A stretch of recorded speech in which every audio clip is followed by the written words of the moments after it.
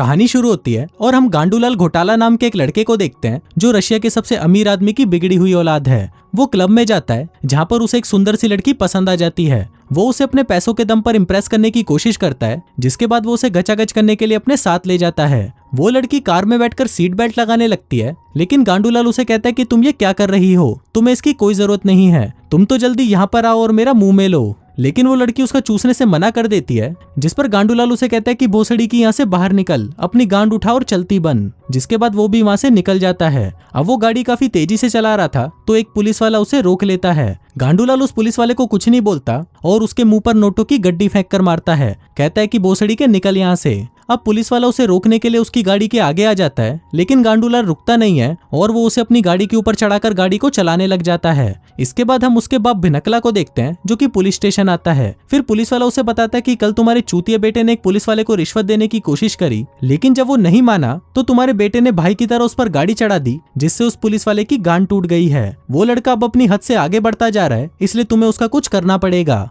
वहीं लॉकअप में हम गांडूलाल को देखते हैं जो कि मस्त वहां पर लेटा हुआ चिल मार रहा था। वो कहता है कि भोसड़ी वालों मेरे लिए दारू लेकर आओ और मैं यहाँ पर बहुत बोर हो रहा हूँ, तो किसी छिनाल को यहाँ पर मेरा चूसने के लिए भेजो। फिर भिनकला उसे छुड़ाकर बाहर ले आता है और उसे डांटने लगता है, लेकिन गांडूलाल को उसकी बात से घंटा फर्क नहीं पड़ता, क्योंकि वो भी जानता था कि वो इकलौता है और उसका बाप उसकी झांट भी नहीं उखाड़ सकता। वहीं दूसरी तरफ हम एक डांस शो देखते हैं जिसकी डायरेक्टर होती है गंगूबाई। भिनकला उसके पास जाता है और उसे कहता है कि मैं बहुत परेशान हूँ, प्लीज तुम मेरी हेल्प करो। जिसके बाद वो दोनों हुतमारी के पास जाते हैं जो कि हॉरर फिल्म का डायरेक्टर होता है। फिर भिनकला उसे अपने बेटे के बारे में बताता है और कहता है कि उस भोसड़ी वाले को मुझे कैसे भी सुधारना है जिससे वो सबकी इज्जत करने लगे। इसके बाद वो सभी मिलकर एक प्लान बनाते हैं और उसी रात हम देखते हैं कि एक कबाड़ी वाला गांडूलाल की लग्जरी कार लेकर वहां से जा रहा होता है। गांडूलाल भागकर उसका पीछा करने लगता है, लेकिन तभी एक बेहोशी का तीर आकर उसकी गर्दन पर लगता है और वो वहीं पर बेहोश हो जाता है। फिर अगले दिन मुट्ठल मलेरिया नाम का एक आदमी उसके मुंह पर पानी डालकर उसे उठाता है और कहता है कि भोसड़ी के मालिक ने तुझे उनका घोड़ा तैयार करने को कहा था, क्या तूने किया? तभी गांडूलाल अपने आसपास की जगह और अपने कपड़ों को देखता है और सोचता है कि बहनचोद ये क्या है, शायद कल रात मैंने कुछ ज्यादा ही पी ली थी।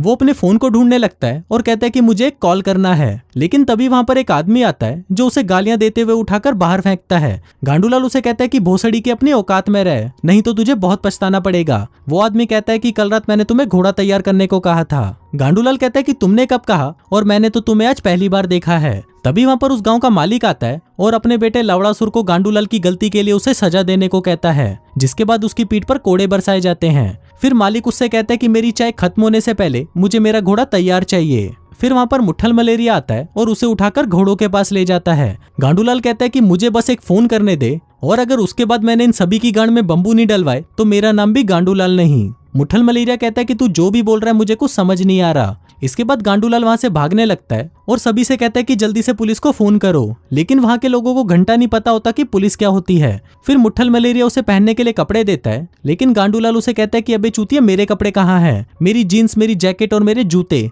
और यहाँ पर ये सभी लोग कैसे रह रहे हैं, इन सबके मोबाइल कहाँ पर हैं, ये 21वीं सदी है और ये लोग कैसे झाइलों की तरह जी रहे हैं। मुट्ठल मलेरिया कहता है कि नहीं, ये सन 1860 है। इसके बाद उसे पकड़ लिया जाता है और उसे बाकी कैदियों के साथ फांसी लगाने के लिए ले जाया जाता है। गांडूलाल को लगता है कि शायद वो कोई सपना देख रहा है और ये जो भी हो रहा है ये सब सच नहीं है, लेकिन जैसे ही उसके गले के फंदे को टाइट किया जाता है तो उसकी गांड फट जाती है और वो समझ जाता है कि ये सपना नहीं बल्कि सच में हो रहा है। तभी वहां पर एक खूबसूरत सी लड़की रोजमेरी मार्लो आती है जो कि इस गांव के मालिक की बेटी होती है और लवड़ासुर की बहन होती है। वो अपने बाप से कहती है कि पिताजी कम से कम आज तो ये सब मत करो, आज मेरा जन्मदिन है और मैं नहीं चाहती कि आज के दिन किसी को भी मारा जाए। अब उनकी फांसी कैंसिल कर दी जाती है, जिसके बाद मुट्ठल मलेरिया रोजमेरी मार्लो के पैरों में गिरकर उन्हें थैंक यू बोलता है, लेकिन वहां पर गांडूलाल सिर्फ उसे घूरता रहता है और वो उसे कुछ नहीं कहता। वहीं ऊपर आसमान में हम एक बाज को देखते हैं जो कि बाज नहीं बल्कि एक ड्रोन होता है जिससे पूरे गांव पर नजर रखी जा रही थी। दरअसल गांडूलाल कभी भी पास्ट में गया ही नहीं था, बल्कि ये सब उसके बाप ने उसको सबक सिखाने के लिए किया था। उसने गांव का एक सेट तैयार करवाया है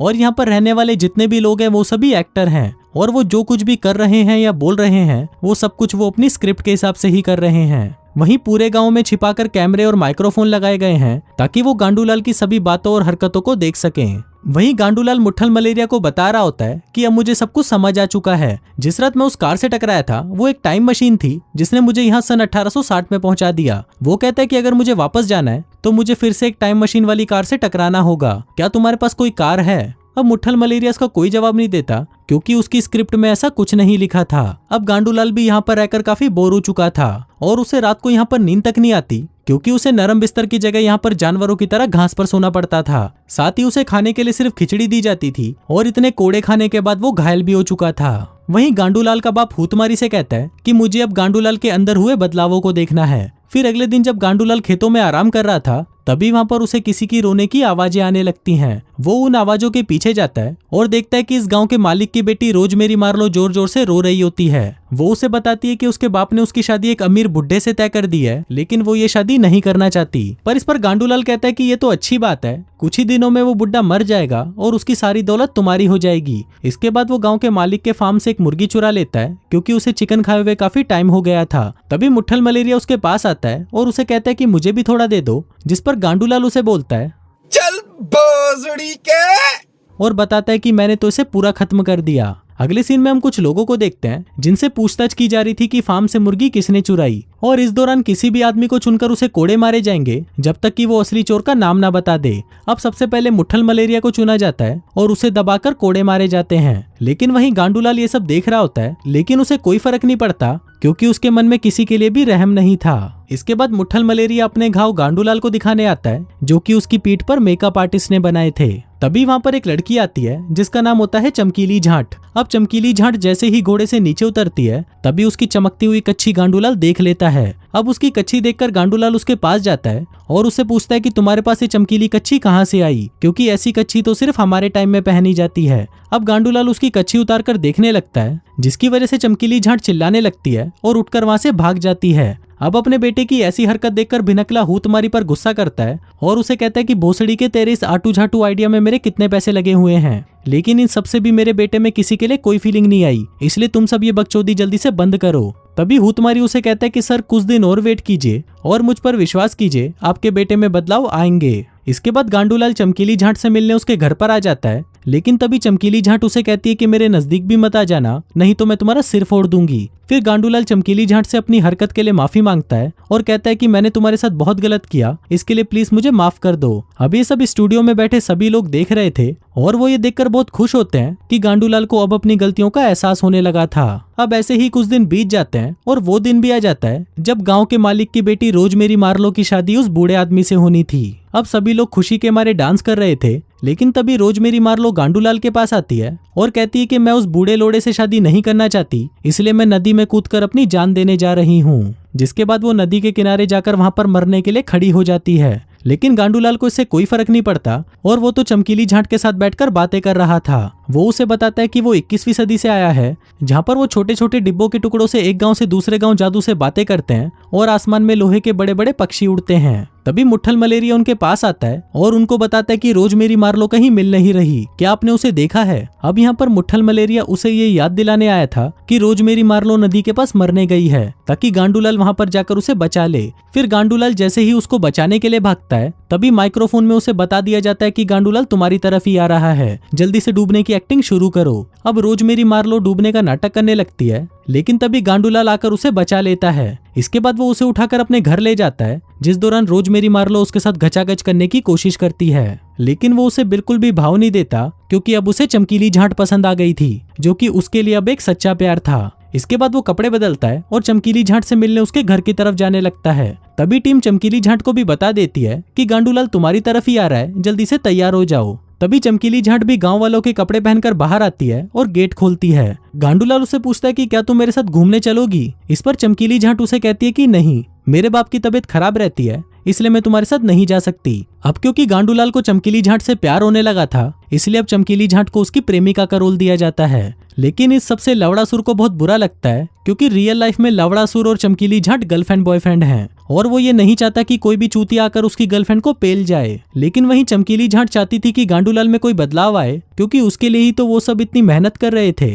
अब चमकीली झांट और गांडूलाल साथ में टाइम स्पेंड करने लगते हैं, वो घूमते फिरते हैं और साथ में काफी एंजॉय करते हैं, जिस वजह से वो दोनों ही एक दूसरे की तरफ अट्रैक्ट होने लगते हैं। वहीं हम लवड़ासुर को देखते हैं जो कि रोजमेरी मार्लो के साथ बैठकर चाय पी रहा होता है। वो काफी गुस्सा था क्योंकि उसने बहुत टाइम से किसी के साथ भी घचाघच नहीं किया था। तभी उन दोनों को एक आइडिया आता है और वो अपनी ठरक मिटाने के लिए एक अस्तबल में जाकर घचाघच करने लगते हैं। वहीं गांडूलाल और चमकीली झाट भी वहाँ से गुजर रहे होते हैं और तभी वो देखते हैं कि बहनचोद ये क्या हो रहा है। वो अंदर आते हैं और देखते हैं कि लवड़ासुर और रोजमेरी मार्लो आपस में दबा दबा कर घचाघच कर रहे होते हैं। अब इन दोनों को इस तरह देखकर चमकीली झाट गुस्से में वहाँ से चली जाती है क्योंकि लवड़ासुर उसका बॉयफ्रेंड था। इसके बाद उन दोनों को बाहर बुलाया जाता है और फिर डायरेक्टर उनको कहता है कि बहन के घोड़ों, तुम दोनों को थोड़ी सी भी शर्म नहीं आई कि सेट पर तुम दोनों भाई बहन बने हुए हो। अब तुम दोनों अपनी गांड उठाओ और निकलो यहाँ से। जिसके बाद उन दोनों को वहाँ से निकाल दिया जाता है। फिर उसी रात गांडूलाल और चमकीली झाट आपस में बातें कर रहे होते हैं, जिस दौरान वो दोनों एक दूसरे को चूसने लग जाते हैं। वहीं रोजमेरी मार्लो वहां से निकलने के बाद न्यूज चैनल वालों के पास जाती है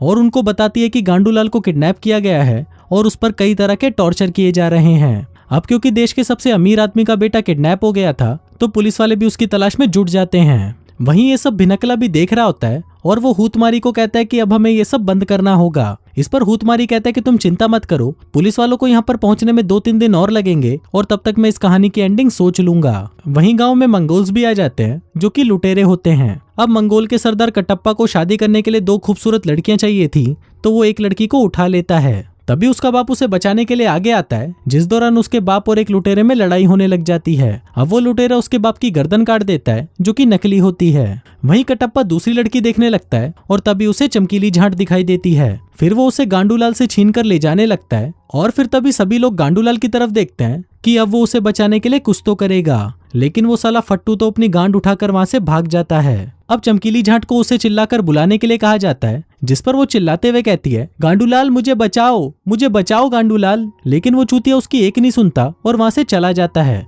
वहीं सेट पर सभी लोग परेशान हो जाते हैं कि अब वो लोग क्या करेंगे, क्योंकि उन्होंने तो ऐसा सोचा ही नहीं था कि गांडूलाल वहां से भाग जाएगा। तभी गांडूलाल उस घोड़े के पास जाता है जिसकी वो देखभाल किया करता था। फिर वो उस घोड़े को बाहर निकालता है और वापस आ जाता है। वहीं वो लोग भी जल्दी से तैयार हो जाते हैं, जिसके बाद गांडूलाल 2 मंगोलियों को मारकर चमकीली झाट को लेकर वहां से चला जाता है। इसी दौरान गांडूलाल को ढूंढते हुए पुलिस वाले भी उस गांव में पहुंच जाते हैं, लेकिन वहां पर उन्हें गांडूलाल नहीं मिलता। पुलिस वाले उससे पूछते हैं कि तुम लोग यहाँ पर क्या कर रहे हो, जिस पर वो बताते हैं कि यहाँ पर हमारी मूवी की शूटिंग चल रही है, जो कि किसी भी तरह का क्राइम नहीं था, तो पुलिस वालों को वहां से जाना पड़ता है। वहीं गांडूलाल और चमकीली झाट भागते भागते एक पेट्रोल पंप पर पहुंच जाते हैं, जिसको देखकर गांडूलाल हैरान हो जाता है कि वो सन 1860 से प्रेजेंट में कैसे आ गया। तभी पीछे से एक आदमी उस पर बेहोशी का इंजेक्शन फायर करता है, जिससे वो वहीं पर बेहोश हो जाता है। फिर कुछ देर बाद जब उसे होश आता है तो उसका बाप उसे बताता है कि उसका एक्सीडेंट हुआ था और वो पिछले 6 महीनों से कोमा में था, इसलिए उसे कुछ भी याद नहीं है। अब इस सबसे गांडूलाल में बहुत सारे बदलाव आ चुके थे, जिसके बाद जब वो क्लब में जाता है तो उसे कुछ भी पहले जैसा नहीं लगता।